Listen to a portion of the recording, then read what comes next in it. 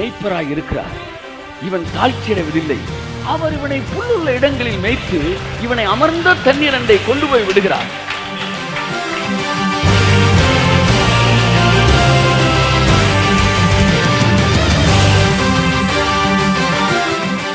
ஆவியானவர் எல்லாம் பிரசங்கம் பண்ணா பூமி முழுவதும் நீ ஒரு பிரசங்கியா தான் இருப்ப. ஆனா ஆவியானவரோட எனர்ஜிட்டினா நீயே சாட்சியா இருப்ப. கையை தட்டு.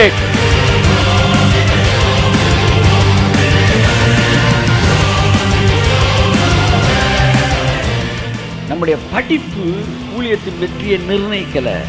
ஆனா ஆவியானவருக்கும் உங்களுக்கும் இருக்கிற தொடர்பு இருக்கு பாருங்க, அதுதான் ஊழியத்தின் வெற்றியை நிர்ணயிக்கும்.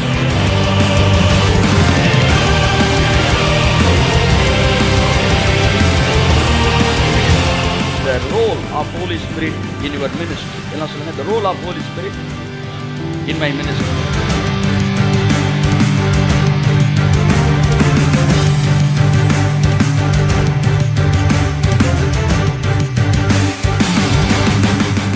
ஆவியானவர் கொடுக்குற பிளானே வேற. அவர் 4ன்னு சொன்னாலும் 4 தட்டினீங்கன்னா 4 மில்லியன் அங்கே தூக்கும். கைத்தறி ஒரு ஆமென்.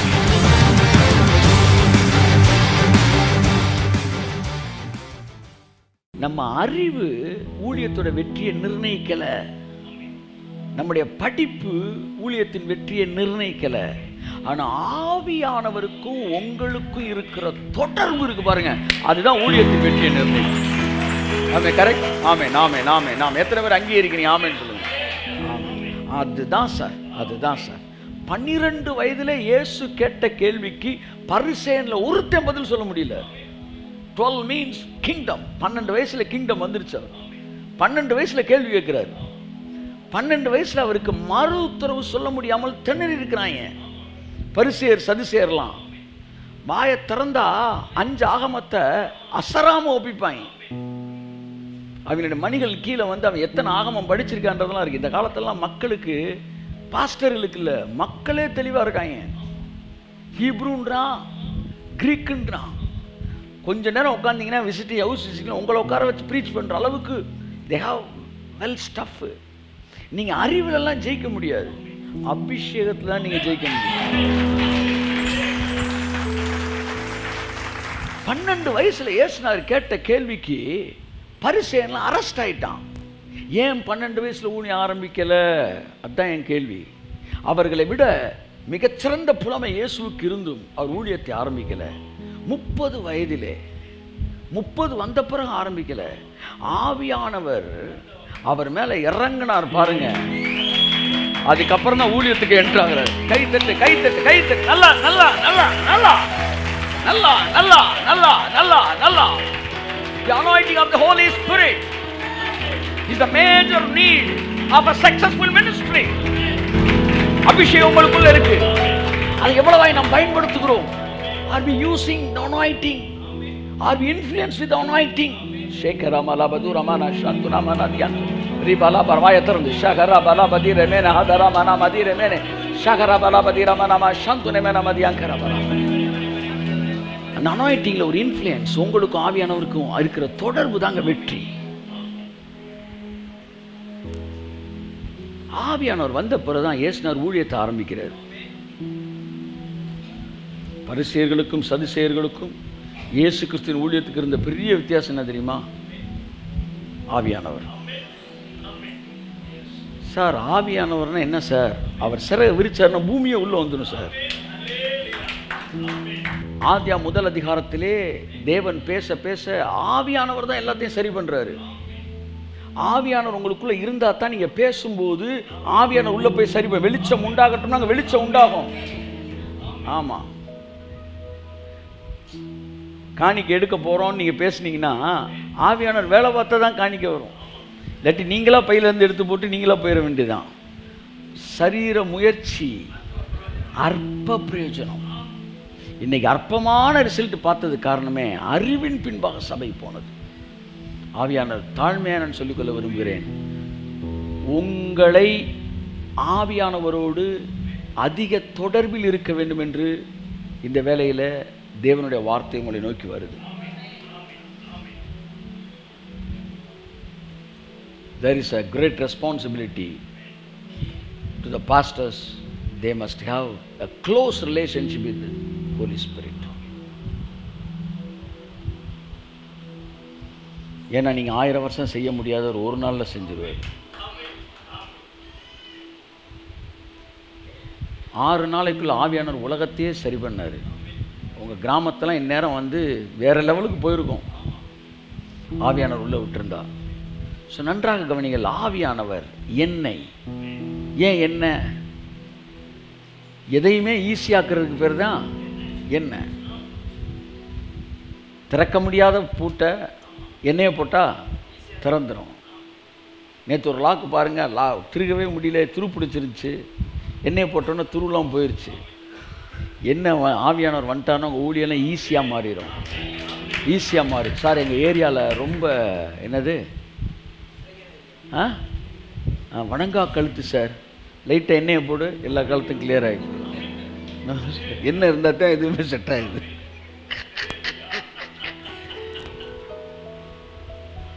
அப்போ ஆவியானவரோடு இருக்கிறவனுக்கு எல்லாம் ஈஸியாக இருக்குது. பக்கத்தை கைப்பிடி சொல்லுங்கள், எல்லாமே ஈஸி தான்.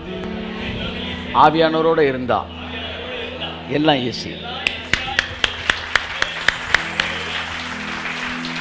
அவன் ஒரு நாள் ஊழியம் கஷ்டம்னு சொல்லவே மாட்டான். சிலுவையே அவனுக்கு ஈஸி தான். சிலுவை சுமந்து இயேசுவின் பின் சிரித்த முகமாய் சென்றிடுவேன். அதை மிஸ் பண்ணிடக்கூடாது. பவுல் சொல்கிறான், இவை எல்லாவற்றிலும் நான் சந்தோஷப்படுகிறேன். சும்மா எங்கள் ஏரியாவில் இருக்கிறவங்க சார் எங்கே போனாலும் இந்த பஞ்சப்பாட்டு பாடுறது. எங்கள் ஊருக்காரங்களாம் அவ்வளோ சீக்கிரத்தில் கேட்க மாட்டாங்க சார். நான் தமிழ்நாடு ஃபுல்லாக ஊழியர்களை பார்க்குறதுனால ஒன்று கண்டுபிடிச்சிட்டேன். எல்லா ஊழியக்காரன்ட்டையும் இதே பொய்யத்தான் சொல்லி வச்சுருக்கான். ராம்நாடுக்காரனா தான் சொல்கிறான், திருநெல்வேலிக்காரனா தான் சொல்கிறான், நாகர்கோவிலுக்காரனா தான் சொல்கிறாங்க. அங்கிட்டு சேலத்துக்கு போனாலும் எங்கள் ஏரியா ரொம்ப மோசமான ஏரியான்னு சொல்லி அந்த ஊரில் 2 பழைய கோவில் பேரையும் தெரிஞ்சு வச்சுக்கிறது. ஒன்று ஆதியாமா யாத்திராம் படுறான்னா, நீ ஊருக்குள்ளே இருக்கிற வந்து இந்து பேரை பேய் பேரை வச்சுக்கிட்டு இந்த பேய் இருக்குது பார்த்தீங்களா, அது ரொம்ப மோசமானது. அப்போ பேசாமல் அதை கும்பிட்டுரு. இல்லை அதை கர்த்தர் பெரியவர் தெரியுதுல்ல, அப்புறம் அதை பேசிக்கிட்டு இதெல்லாம் பேசக்கூடாது. நம்ம ஊருக்குள்ளே என்ன பேய் வேணாலும் இருந்துட்டு போகுது. எங்கள் ஊரை பற்றி டிஜிஎஸ்ஸே இப்போ கூட சொல்லியிருக்காரு சில நேரம். நாங்கள்லாம் வந்து அடித்து தகர்த்துட்டு தான் போய் உட்காந்துக்கிட்டு இருக்கிறோம். இங்கே பாருங்கள், டிஎல் ஆஸ்பான் வந்தப்போ இதுதான் நடந்துச்சு. 50 பேர் சொன்னாங்க, சார் மதுரை மோசமான ஊர். ஆமாம் அவன் அப்படியான்னு கேட்டோன்னே போயிட்டாங்க. எப்போவுமே மீட்டிங் முந்தின நாள் தான் வருவாங்க. ஏன்னா வந்தவனை காலி பண்ணோம்ல. டிஎல் ஆஸ்பான் அப்படியே யோசிச்சிருக்காரு. கர்த்தர் சொன்னார், தம்பி போய் நல்லா சுடுதண்ணில் குளின்ட்டார். அசுத்த ஆவியெல்லாம் உன்னை லைட்டாக அதை நக்கி விட்டு போயிருக்கு, இப்போ குளிச்சுட்டு வந்துடுங்க. நல்லா குளிச்சுட்டு வந்தவனை கர்த்தர் சொன்னாராம், நாளைக்கு நான் சொல்கிறத மட்டும் போய் சொல்கிறேன். நேராக வந்தார், பிரசங்கத்தை பண்ணார், கையை நீட்டி ஜெபம் பண்ணார். அற்புதம் அடையாளம் பயங்கரமாக நடக்குது. எத்தனை பேரையே சேர்த்துக்கிறீங்கன்றாரு. அப்படியே தூக்குறாங்க ஒரு 1,00,000 பேர்கிட்ட. உடனே அந்த பாஸ்ட்டுக்கு நைட்டு நான் வந்த குரூப் இருந்துச்சு பார்த்தீங்களா, அதை ஃபுல்லாக கூப்பிட்டீங்க பாரு, நீ சொன்ன ஊரில் தான் இவ்வளோ பேர் கையை தூக்கியிருக்கிறாங்க. காமிச்சிட்டு நீ இயேசுவை காட்ட வேண்டிய பிரகாரம் காட்டினால் மக்கள் ஏற்றுக்கொள்ள தயாராகத்தான் இருக்கிறார்கள். உலகத்தில் இருப்பவனிலும் சொல்லுங்கள், என்னில் இருக்கிறவர் பெரியவர். ஆமாம், பெரியவர். ஸோ நல்லா கவனிங்க, த அனாயிண்டிங், அதாவது என்ன வந்துருச்சுன்னா எல்லாம் ஈஸி சார். சொல்லுங்கள், என்ன வந்தால் எல்லாம் ஈஸி சார். உங்களை வச்சுலாம் பேசுகிறதுலாம் சாதாரண விஷயமா சார்? உங்கள் நெஞ்சை தொட்டு சொல்லுங்கள். நீங்களாம் வந்து அவ்வளோ சீக்கிரத்தில் கேட்டுருவீங்க. இல்லை கேட்குறேன், உங்கள் வயசு என்ன, என் வயசு என்ன? நான் 15-20 வருஷத்துக்கு முன்னாடி பாஸ்டர்ஸ் மீட் தொடங்கியிருக்கிறேன். கொஞ்சம் யோசிங்க, பாஸ்டர்ஸ் உட்கார வச்சு ஒரு ஆமேன் சொல்ல வைக்கிறதுனா அவனுக்கு நோபல் பரிசு தான் தரணும். அவங்கள கைத்தட்ட வச்சுட்டிங்கன்னா உங்களுக்கு ஆஸ்காருக்கு மேலே எங்கேயோ கொடுக்கணும். ஆனால் ஆவியில் நரம்புறோம்னா இதெல்லாம் என்ன இல்லாமல் நடக்காது சார், நடக்காது. அப்போ இதை செய்ய முடியும்னா உலகத்தில் எதையுமே செய்ய முடியும்ன்றேன் நான். ஆமாம். அப்போ ஜனங்களை இன்ஃப்ளூயன்ஸ் பண்ணுற பெரிய விஷயமா ஆவியானவர் இருந்தாருன்னா எல்லாம் ஈஸியாகிடும். ஸோ என்ன ஈஸியாகும். அடுத்து ஆவியானவர் தண்ணி பாருங்கள், எப்பவுமே ரெஃப்ரெஷ் பண்ணிக்கிட்டே இருக்கும். சொல்லுங்கள், தண்ணி உள்ளேயும் சரி பண்ணும், க்ளீன் பண்ணும், வெளியேயும் க்ளீன் பண்ணும்.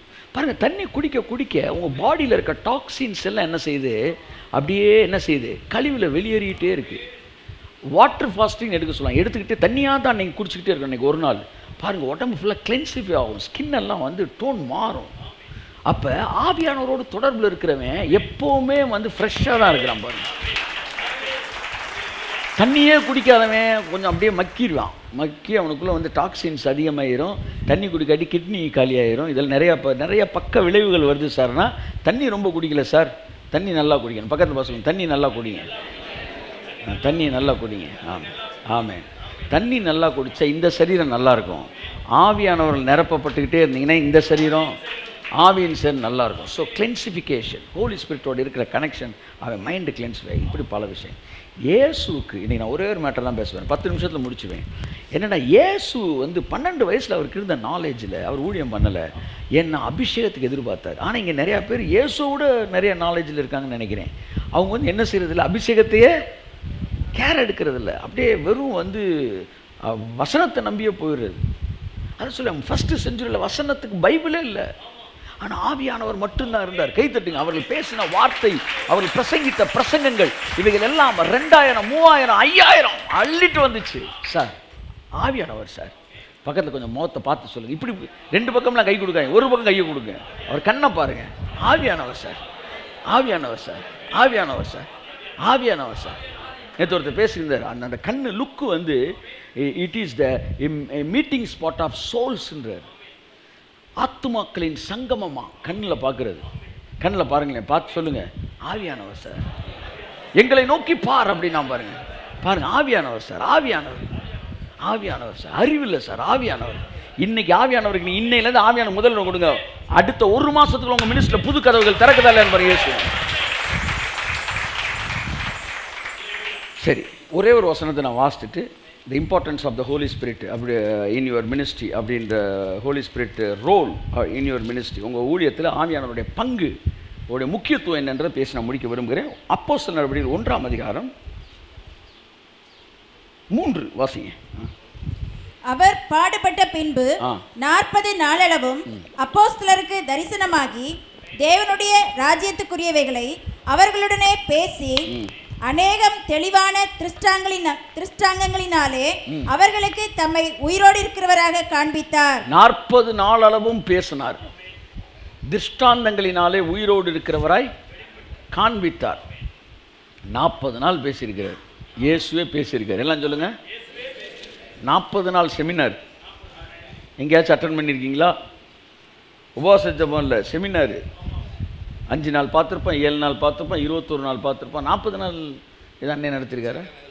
40 சரி, அடுத்து 120 நாள் தான் போல. 40 நாள் உட்காந்து பேசிகிட்டே இருக்கார். யார் பேசினது? இயேசுவே பேசியிருக்கிறாரு. ஒரு வேர்டை கூட நீங்கள் நோட்ஸ் எடுக்காம விட முடியும், அப்படி பேசியிருக்காரு. பேசிட்டு, தம்பி நல்ல ஸ்டஃப் உங்களுக்கு கொடுத்துட்டேன், இது போதும், வச்சு உலகத்தையே நீ என்ன செய்யலாம், கலக்கலாம் அப்படின்னு சொல்லி அவங்கள என்ன செய்யலை, அனுப்பலை. என்னதான் பேசினாலும் சொன்னார், இது இன்ஜினு, இது வந்து பெட்ரோலு, பாரு இது ஸ்டியரிங்கு, இது வீலு, இது வந்து வாட் இஸ் தட் என்னப்பா அந்த டோட்டல் சேஸு, இது வந்து பாடி, இது லைட்டு எல்லாம் சொல்லிட்டார். கிளம்பலாமா? இருறா சாவி வரட்டும்டான்னு கையெழுத்துட்டு, சாவி வரட்டும், என்னன்னு தெரிஞ்சுட்டா வண்டியை நீ உருட்டணும். சாவி வந்தா வண்டி ஒன்றை தூக்கிட்டு போயிடும். ஆமாம், இன்னைக்கு ஊழியத்தை நான் தூக்கிட்டு போயிட்டுருக்கிறேன். ஆனால் ஊழியத்தில் இருக்க ஆவியானவர் ஊழியத்தை தூக்கிட்டு போகும். அப்போ எல்லாம் சொல்லிட்டு சொல்றாரு, அன்றியும் அவர் அவர்களுடனே கூட வந்திருக்கும் போது அவர்களை நோக்கி, யோவான் ஜலத்தினாலே ஞானஸ்நானம் கொடுத்தான், நீங்கள் சில நாளைக்குள்ளே பரிசுத்த ஆவியினாலே ஞானஸ்நானம் பெறுவீர்கள். பாருங்க, 4வது அதிகாரம் 4வது வசனம் என்ன சொல்றாரு, எப்படி தொடங்குது? அன்றியும். முக்கியமான வார்த்தை என்ன சொல்லுங்க, சத்தமா சொல்லுங்க. மோரோவர், அன்றியும்னா அது போக இன்னொன்று இருக்குப்பா, அது மட்டும் இல்லை. என்னன்னு சொல்லுங்க, திரும்ப சொல்லுங்க சத்தமா, ரைட் சைடு. அன்றியும்னா என்ன அர்த்தம்? அது மட்டும் இல்லை. நான் 100 ரூபா கொடுக்குறேன், அன்றியும் இன்னொரு நீ அவரை போய் அவரை பார்த்துரு, அன்றியும் அப்படின்னா மோரோவர். அடுத்து நான் இன்னொன்று சொல்கிறேன், அது ரொம்ப முக்கியம் அப்படின்னு அர்த்தம். இதில் முக்கியமான வார்த்தை என்ன? அது மட்டும் கிடையாது. நல்ல அறிவு நான் சொல்லுவேன், நீங்கள் சொல்லணும். அது மட்டும் அல்ல, சொல்லுங்க.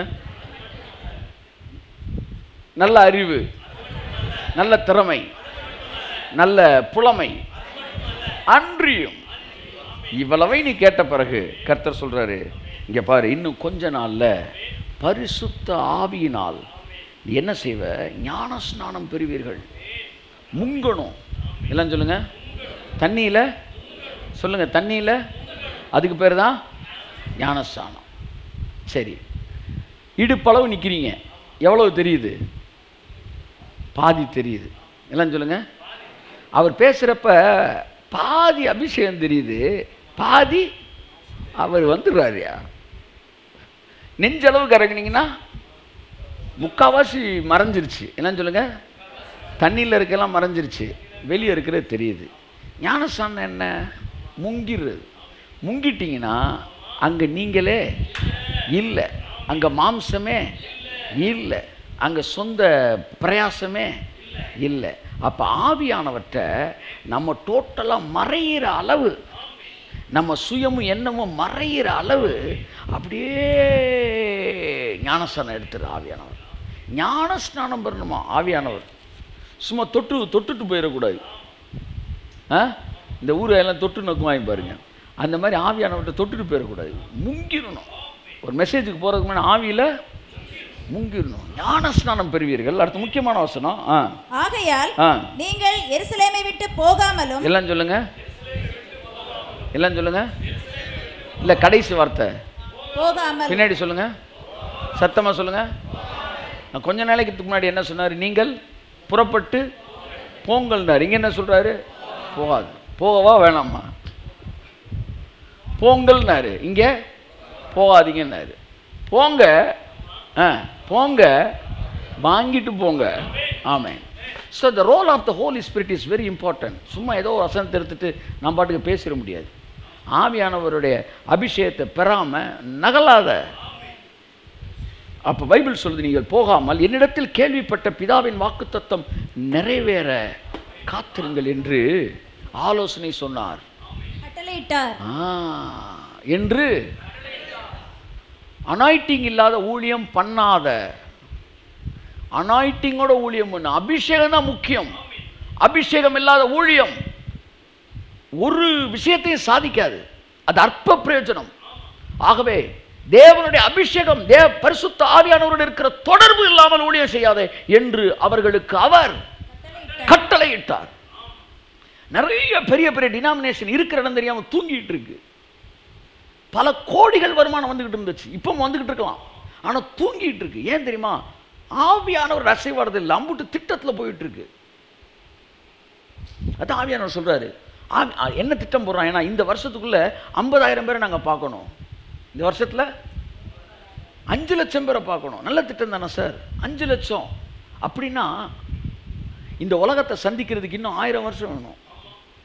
போங்கியா தான் சொல்றாரு, நீ இந்த ரூட்டில் போனீன்னா இன்னும் 50,000 வருஷம் வேணுண்டா உலகத்தை சந்திக்க. அதுக்குள்ளே நிறைய பேர் செத்து போயிடுவாங்க. 800 கோடி பேர்ரா ஒரு சந்ததிக்குள்ளே சந்திக்கணும்னா எவ்வளோ பெரிய திட்டமாக இருக்கணும். கை தட்டுங்க ஒரு தவறுக்கு. தட்ட மாட்டேன்றீங்க, தட்டுங்க ஒரு தவறுக்கு. ஏன் நீ இந்த திட்டத்தை போட்ட? இந்த திட்டம் என் குருவி மூலையிலேருந்து வந்துச்சு, அதனால தான் இந்த திட்டத்தை நான் போட்டிருக்கேன். அப்போ ஆவியானவர் அவர் இல்லை, அதனால என் மூலையிலேருந்து கக்கி வச்சிருக்கேன் நான். ஆவியானவர் இல்லாமல் போடுகிற தரிசனங்களும் திட்டங்களும் அது வாந்தி பண்ணப்பட்ட விஷயங்கள் தான். அதான் திட்டம்னு சொல்லாதீங்க. என் குறுகிய மூளையிலேருந்து நான் ஒரு எதையோ வாந்தி பண்ணி வச்சிருக்கிறேன், அசிங்கம் பண்ணி வச்சிருக்கிறேன். இதை திட்டம்னு வேற பேசிக்கிறேன். திட்டங்கள் போட்டு நீங்கள் இந்த உலகத்தில் சுருங்கி போயிட்டு தான் இருக்கிறீங்க. ஆவியானவரோடு இணைக்கப்பட்டவன். ஆவியானவர் கொடுக்குற பிளானே வேற. அவர் 4ன்னு சொன்னாலும் 4 தட்டினீங்கன்னா 4 மில்லியன் அங்கே தூக்கும். கை தட்டுங்க ஒருத்தர். ஆமென். That is what the visions and plans connected with Holy Spirit. எத்தனை பேர் இருக்கீங்க? ஆவியானவர் இல்லாமல் பண்ற ஊழியம் தோத்து போன ஊழியம். எல்லாம் சொல்லுங்க. ஆவியானவருடைய அபிஷேகத்தில் நிரம்பி இல்லாத ஊழியக்காரன் சொல்லுங்க, கொடுக்கிற செய்தி தோத்து போன செய்தி. அந்த சபை தோத்து போன சபை. ஆவியானவரோடு இணைக்கப்பட்ட ஊழியன் செய்கிற ஊழியம் வெற்றிகரமான ஊழியம். கரங்களை தட்டி அந்த சபை வெற்றிகரமான சபை, அந்த ஜனங்கள் வெற்றிகரமான ஜனங்கள்.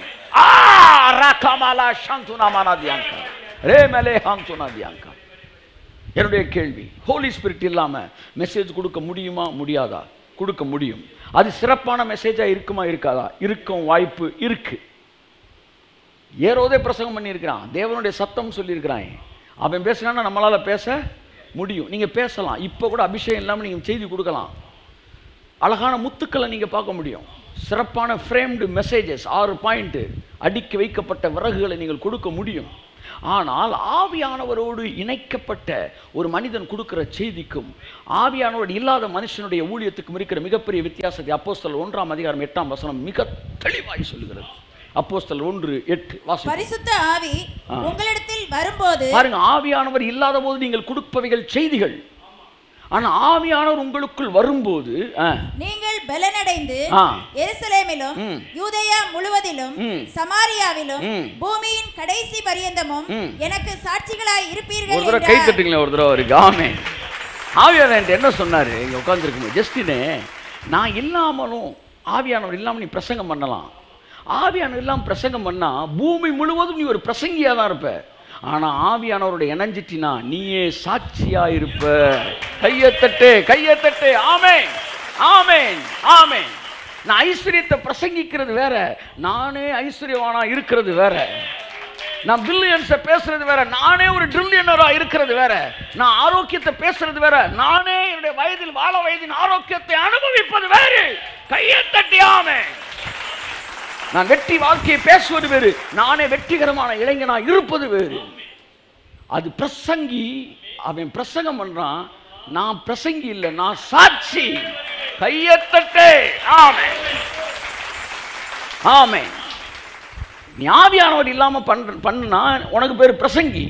நீ ஆவியானவரோடு நடந்தினா உனக்கு பேரு சாட்சி.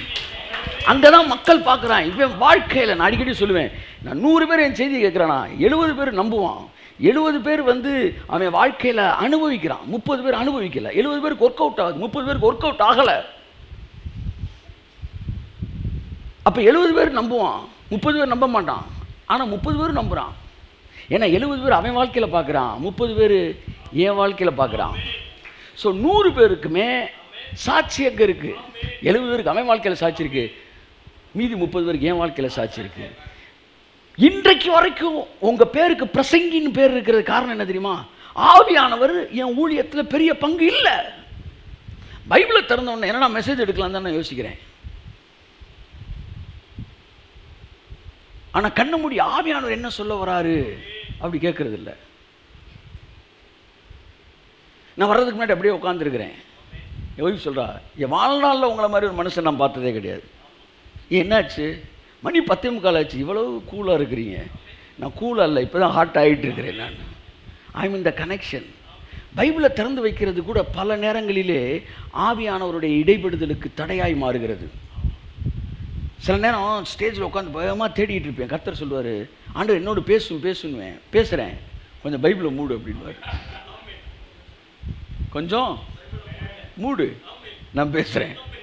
இல்லை இல்லை, அப்போ அறிவில் தேடிட்டு இருக்கிறியா? நான் சொல்கிறத கேட்குறியா? இல்லை, மூடு. First preference voice of God, second தான் வேர்ட் ஆஃப் காட்.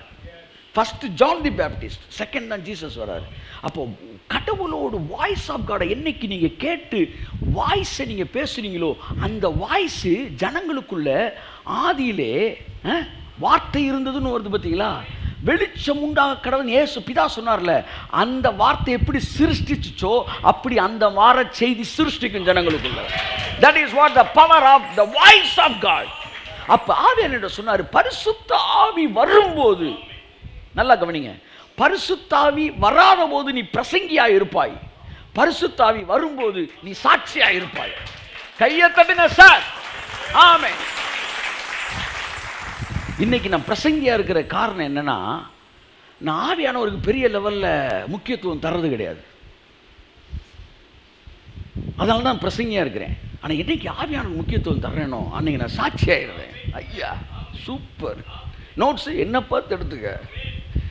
இங்கே பாருங்க, நீங்கள் பிரசங்கியாக இருக்கும்போது உங்கள் பேசுகிறத பார்த்து நோட்ஸ் எடுக்கிறாங்க. நீங்கள் சாட்சியான பிறகு சொல்லுங்கள், உங்களை பார்த்து நோட்ஸ் எடுக்கிறாங்க.